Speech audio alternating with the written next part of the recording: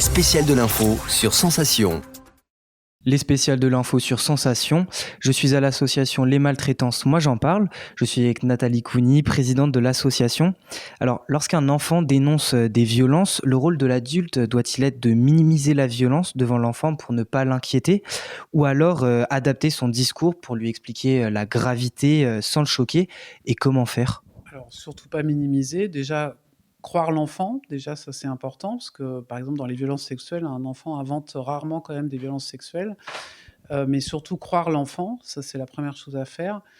Et puis ensuite, lui demander ce qui se passe avec des mots simples. Il faut savoir que les enfants ne vont pas dire j'ai été violé, par exemple. Ils vont dire j'ai plus envie d'aller en vacances chez un tel. Donc savoir décrypter aussi les petits messages des enfants qui ne sont pas les paroles d'adultes. Mais en tout cas, le croire, lui demander ce qui se passe tout de suite et agir tout de suite. Vous sensibilisez également autour de l'école et de toutes ces violences qui s'y passent, le harcèlement scolaire notamment, mais également le cyberharcèlement. Pourquoi? Parce qu'aujourd'hui, avec les réseaux sociaux, il faut savoir qu'il y a un enfant sur 4 qui est victime de cyberharcèlement, à peu près 1 million d'enfants de harcèlement.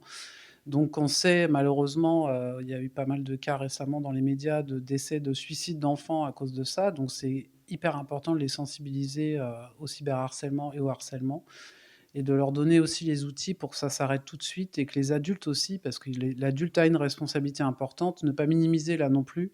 On voit les dégâts que ça occasionne et tout de suite agir pour que ça s'arrête. Aujourd'hui, le problème, c'est que ça part de l'école parfois, ça arrive à la maison, ça continue jour et nuit. Donc il faut prendre ça au sérieux tout de suite.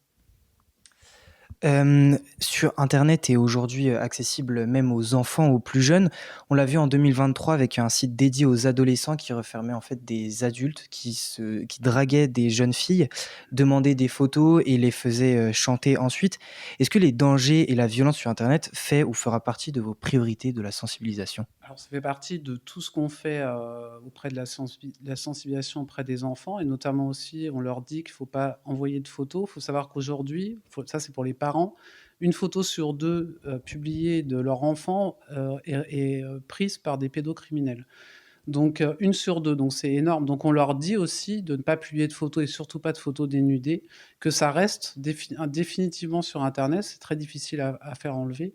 Donc il y a une prise de conscience à prendre et les parents là ont une responsabilité aussi à pas diffuser des photos d'enfants, de leurs enfants, sur les réseaux sociaux, ouais. Merci beaucoup d'avoir répondu à nos questions.